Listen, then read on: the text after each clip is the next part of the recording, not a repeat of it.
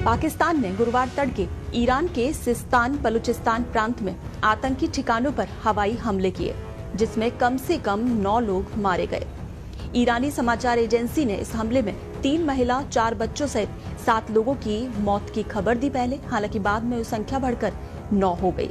इस हमले के बाद पाकिस्तान और ईरान के बीच अब जंग छिड़ने के आसार पैदा हो गए हैं। इस बीच खबर ये भी आ रही है कि पाकिस्तान ने ईरान से संयम बरतने की अपील की है। सूत्रों के मुताबिक पाकिस्तान ने ईरान से संयम बरतने का अनुरोध किया है और आगे कोई ऐसा कदम नहीं उठाने की अपील की है, जिससे दोनों पड़ोसियों के बीच तनाव और बढ़े। दरअसल बलूचिस्तान में बुधवार को ईरान के मिसाइल और ड्रोन हमले के बाद से पाकिस्तान काफी भड़का हुआ है। विदेश मंत्रालय ने कल बुधवार को ही ईरान से अपने राजदूत वापस बुला लिया और पहले से तय सारी द्विपक्षीय यात्राओं को वहां सस्पेंड कर दिया। पाकिस्तान के विदेश मंत्रालय ने गुरुवार सुबह एक बयान में कहा कि तड़के पाकिस्तान ने ईरान के सिस्तान बलूचिस्तान प्रांत में आतंकी ठिकानों पर समन्वित और लक्षित सैन्य हमले किए। उसने कहा कि खुफिया सूचना के आधार पर की गई इस कार्रवाई में कई आतंकवादी मारे गए। उधर ईरान की एक समाचार एजेंसी ने सुरक्षा अधिकारी के हवाले से बताया कि पाकिस्तान द्वारा सीमावर्ती गांव पर किए गए मिसाइल हमले में 3 महिलाओं 4 बच्चों सहित कुल 9 लोग मारे गए।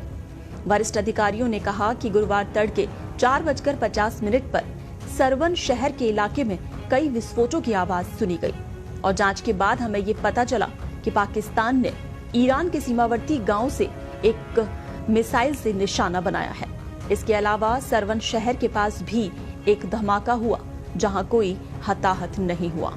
ईरान के हमले और पाकिस्तान के जवाबी हमलों ने पश्चिम एशिया के अस्थिर क्षेत्र में चिंता बढ़ा दी है, जहां पहले से ही गाजा पट्टी में हमास के खिलाफ इजराइल के युद्ध और यमन के हुती विद्रोहियों द्वारा लाल सागर में वाणिज्यिक जहाजों को निशाना बनाए जाने से तनाव व्याप्त है।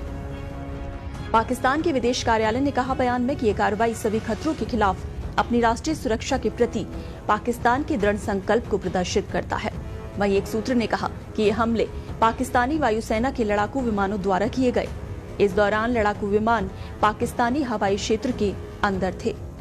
मानव रहित विमान के माध्यम से खोजबीन के बाद आतंकवादियों की उपस्थिति की पुष्टि हुई और कुल 7 ठिकानों को हमले के लिए चुना गया।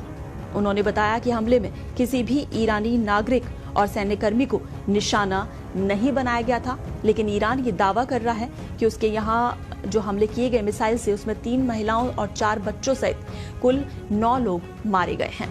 तो अब देखने वाली बात यह है कि पहले ईरान द्वारा पाकिस्तान पर किया गया अटैक और फिर पाकिस्तान का एक ही दिन में इसका बदला लेना, और दोनों ही मुल्कों के लोगों की इसमें मौत भी हो गई, यानी तनाव बना हुआ है। लेकिन अब देखना यही है, क्योंकि पाकिस्तान अपील कर रहा है ईरान से कि उसे संयम बरतना चाहिए, लेकिन अब देखना है कि क्या ईरान पाकिस्तान के इस हमले का फिर से जवाब देगा, और अगर ईरान ऐसा करता है तो कहीं ना कहीं ये इन दोनों देशों के बीच जंग की आहट है।